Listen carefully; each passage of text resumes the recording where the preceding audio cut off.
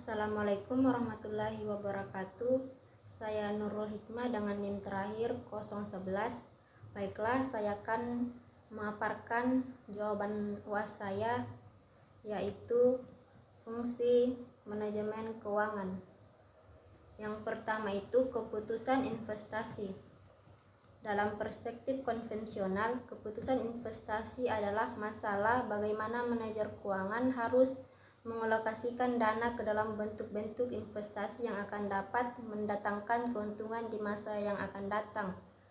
Bentuk, macam, dan komposisi dari investasi tersebut akan mempengaruhi dan menunjang tingkat keuntungan di masa depan.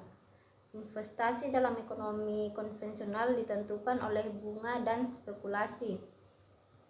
Dua hal inilah yang menjadi faktor pembeda antara fungsi investasi dalam ekonomi Islam dan ekonomi konvensional.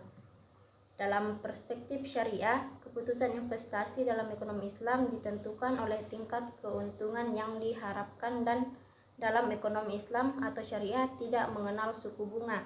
Dengan demikian, keputusan investasi tidak ditentukan oleh suku bunga. Yang kedua, keputusan pendanaan.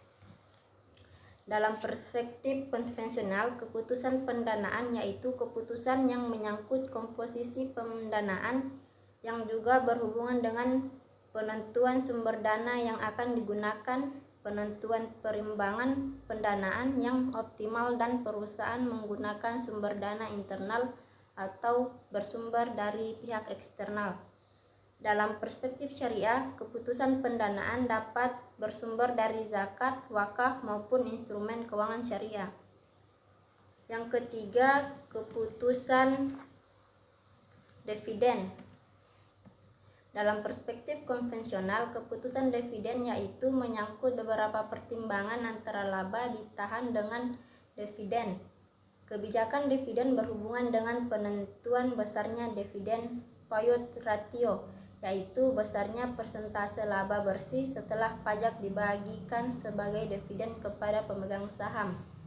Dalam perspektif syariah, keputusan dividen yaitu merupakan usaha yang dibagikan kepada para pihak yang bersirkah, merupakan sesuatu hal yang dapat dilakukan dan dibolehkan oleh syariah, sebab manusia akan mendapatkan apa yang telah diperbuatkannya. Yang keempat itu keputusan zakat perusahaan. Dalam perspektif konvensional, keputusan zakat perusahaan yaitu besarnya zakat yang dikeluarkan oleh perusahaan menunjukkan bahwa perusahaan tersebut telah berhasil dalam bisnisnya. Sebab zakat perusahaan adalah mengeluarkan perusahaan berdasarkan nishab dan haul. Dan dalam perspektif syariah, keputusan zakat perusahaan wajib mengeluarkan zakat karena keberadaannya perusahaan adalah sebagai badan hukum atau yang dianggap orang. Oleh karena itu, di antara individu itu kemudian timbul transaksi meminjam, menjual, berhubungan dengan pihak luar, dan juga menjalin kerjasama. Segala kewajiban dan hasil akhirnya pun dinikmati secara bersama-sama, termasuk di dalamnya kewajiban kepada Allah Subhanahu wa Ta'ala dalam bentuk zakat.